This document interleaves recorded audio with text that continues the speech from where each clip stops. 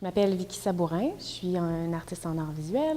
Je présente 2 projets à la Galerie Sporobol. Le premier, ça s'appelle Danse macabre et l'autre, Devenir invisible. C'est 2 projets qui s'articulent autour de la relation de l'être humain et l'animal sauvage, mais en lien avec la chasse. Donc le premier, qui est dans l'espace principal ici, Danse macabre, c'est basé sur une vidéo que j'ai trouvée sur YouTube d'un trappeur qui s'appelle Richard Hilt. Puis, dans sa vidéo, il est en train de trapper des animaux à fourrure. Puis là, il y a un lynx pris dans une trappe de chasse. Et là, on le voit qui se filme dans la forêt en train de trapper, en train de chasser. Puis, il y a un moment spécifique où il y a vraiment quelque chose d'étrange qui se produit devant la caméra. L'animal qui tue, pas devant la caméra, du moins c'est coupé au montage, il dépose en avant-plan, il est en train de réinstaller sa trappe. Puis là, l'animal se met à bouger d'une façon vraiment étrange, comme si l'animal reprenait vie. Puis on voit dans l'expression du chasseur derrière, qui sait clairement que l'animal est normalement mort, une espèce de terreur mélangée avec une surprise, un étonnement. Puis là, il ne bouge pas, puis il regarde l'animal faire ce mouvement-là qui est quand même assez étrange. Donc moi, cette vidéo-là m'avait captivée, puis je me suis dit, ça serait intéressant de revisiter cette vidéo-là de cet homme qui chasse, comme je disais, en Nouvelle-Écosse. Donc, j'ai fabriqué un animal en laine feutrée. C'est de la laine que je travaille avec des aiguilles. Puis j'ai reproduit l'animal et j'ai créé une installation qu'on voit ici, derrière moi, puis une vidéo que j'ai faite en stop motion. Puis ce qui m'intéressait dans la vidéo, c'est de le regarder, ce moment-là, ce phénomène-là, de 2 manières.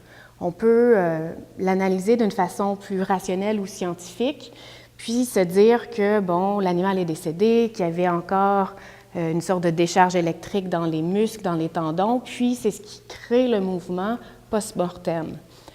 Mais on peut aussi l'analyser d'une toute autre façon, d'un point de vue peut-être plus spirituel ou magique, puis de se dire que c'est peut-être une sorte de manifestation de l'âme de l'animal qui s'envole du corps du lynx. Ça, ce tableau-là, pour moi, c'est un clin d'œil au tableau de Marcel Duchamp, étant donné. Donc là, encore là, au lieu de représenter un corps d'une femme couchée, c'est mon chat sauvage qui est couché dans le diorama, dans le paysage.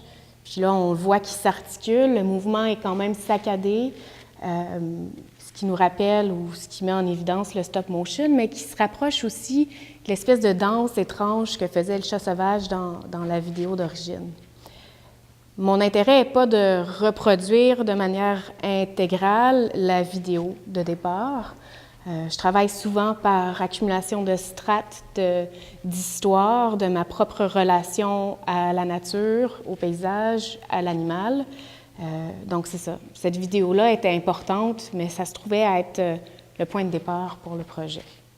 Donc le tableau de chasse qui est derrière moi, il est composé de plusieurs éléments. J'ai parlé du chat sauvage qui est fait en laine feutrée. On retrouve aussi des céramiques, des petits bronzes, des aquarelles, puis des signes un peu partout qui dit privé, avec des fois un petit peu de texte qui l'accompagne. Ça fait référence à mon rapport à la nature, puis à mon questionnement par rapport aux espaces de la nature, qu'ils soient privés ou publics. Quand je me promène en forêt, surtout proche du chalet familial, il y a beaucoup de terres qui sont privées. Donc, quand tu marches dans le bois, il y a des enseignes qui sont placardées sur les arbres, puis tu vois privé, privé, privé, terrain privé, chasseur à l'affût, ne pas passer, privé, privé. Puis parfois, sur un arbre, il y a plus qu'une pancarte. Donc, ce signe-là de la forêt qui devient privée, je trouve que c'est étrange. Puis, je me questionne par rapport à ce signe-là. C'est comme si ça nous invite à vouloir passer le seuil puis à entrer dans cette forêt-là. Donc, le privé, est-ce que c'est dans l'idée que ça appartient à quelqu'un ou c'est pour avoir un espace privilégié ou privé face à la nature? Puis quelque chose d'autre aussi que j'ai essayé de rendre visible dans l'installation avec les signes privés, c'est que même en forêt, on voit plusieurs types d'enseignes. La plupart sont peintes à la main, c'est très vernaculaire. On voit aussi que certaines sont plus âgées que d'autres, donc ils sont en train de pourrir ou de disparaître dans le paysage. Puis de plus en plus, on voit aussi des affiches plus génériques qui sont faites, je ne sais pas moi, imprimées sur plastique ou tout ça. Donc, moi, en utilisant plusieurs médiums pour faire mes affiches privées, c'est un peu un reflet de cette réalité-là quand je me promène en forêt. Les céramiques qu'on retrouve dans le paysage, j'ai fait entre autres des trappes de chasse. Donc, un objet qui est très fragile dans mon installation, mais qui normalement est utilisé pour la chasse, est fait en métal. Puis donc, il y a comme un contraste entre la matière de l'objet que j'ai créé puis l'utilité de base. On retrouve aussi des fragments de bronze à travers l'installation. Puis, dans ma propre mythologie personnelle, souvent, ces métaux-là font référence à une sorte d'alchimie. Dans un projet précédent qui s'appelait Alchimie boréale, les souris, lorsqu'elles décédaient dans mon paysage, elles créaient des crottes d'or. Puis là, bien, on voit des espèces, ici dans ce macabre, des espèces de matière qui ressemble à de la bouette, ou en tout cas. Donc là, c'est un peu cette façon de manifester la mort de mon chat sauvage. C'est comme si lui, il meurt puis il crée des espèces de flaques de bronze. Puis ces bronzes-là sont aussi utilisés comme leurres. Donc, je les place à l'intérieur de mes trappes de chasse. Puis, il y a aussi des douilles de carabine. Il y en a des noires et des blanches que j'ai modelées et fait en céramique. Puis, encore une fois, c'était le reflet de mon expérience dans le bois. À un moment donné, j'ai réalisé que je trouvais des douilles vides au sol. Puis, plus j'étais consciente de ça, plus j'en trouvais. Puis, c'est un objet, c'est ça, qui reste dans le paysage vraiment longtemps. Puis, je trouvais ça intéressant, encore une fois, par rapport à la chasse ou par rapport à la mort, cet objet-là qui est laissé comme un déchet, mais qu'on ne sait pas si ça a réussi à tuer un gibier ou non. Donc, ce côté-là mystérieux. Puis, dans le cas de mon installation, donc, il y a les douilles qui sont noires, qui seraient comme plus une douille récente ou fraîche. Puis, celles qui sont blanches, c'est comme si elles étaient restées plus longtemps dans le paysage, puis peu à peu, elles s'effritaient, un peu comme des petits fantômes.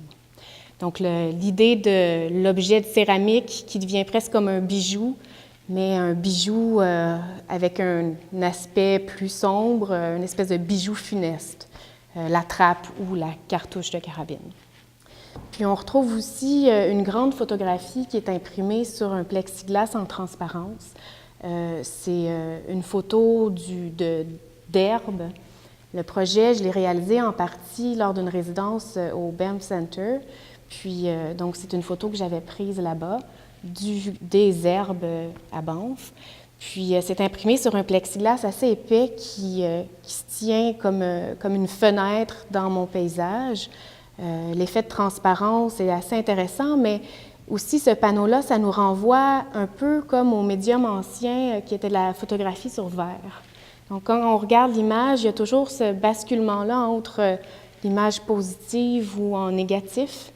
Ça me rappelle encore pour moi mon intérêt pour la naissance de la photographie. Je m'intéresse beaucoup dans mon travail à la période victorienne pour plusieurs raisons.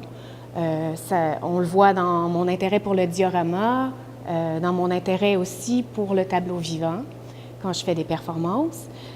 Puis il y a aussi dans cette période-là un moment où l'occulte et les sciences étaient intimement liés ou tout mélangé. C'est un moment où c'est la naissance des musées, la naissance de la photographie, puis on utilisait certains nouveaux outils technologiques pour prouver, par exemple, la présence ou l'existence des fantômes. Donc moi aussi, c'est un peu un reflet avec Danse macabre de proposer une lecture où c'est à la fois une analyse scientifique et une analyse qui s'approche de la magie ou d'un retour vers une certaine spiritualité. Lors du vernissage, je vais faire une performance en galerie.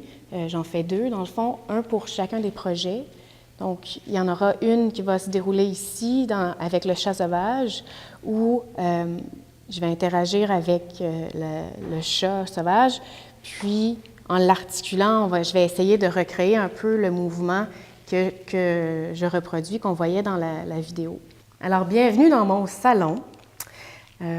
Avec le projet Devenir invisible, j'ai décidé d'investir l'espace du hall de la galerie Sporobol, puis de présenter un autre projet qui lui aussi s'intéresse à la chasse, principalement à la fauconnerie. Le projet, ce que je trouve intéressant aussi, c'est que ça a été filmé, la vidéo performative, à même l'espace. Puis là, je suis venue faire une installation avec la vidéo et mes jolies plantes dans cet espace-ci.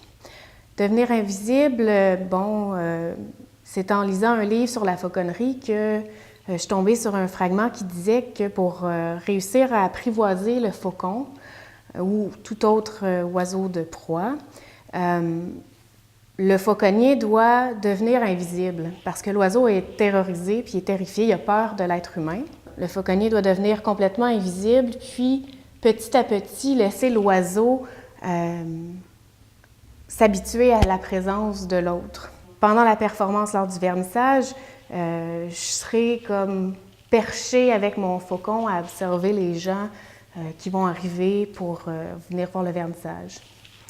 Puis, ce petit salon-là, je trouvais ça intéressant, encore une fois, par rapport au rapport entre la nature puis l'espace construit ou l'espace domestique versus l'espace sauvage.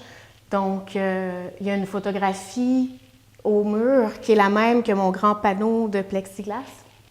Donc, le gazon en arrière-plan, mon grand mur vert, puis ces plantes-là qui sont clairement des plantes pas indigènes d'ici, mais des plantes de décor de maison. Avec les fauteuils puis le mobilier de la galerie de Sporobol, je trouvais que c'était très propice à créer un espace de salon pour visionner la vidéo.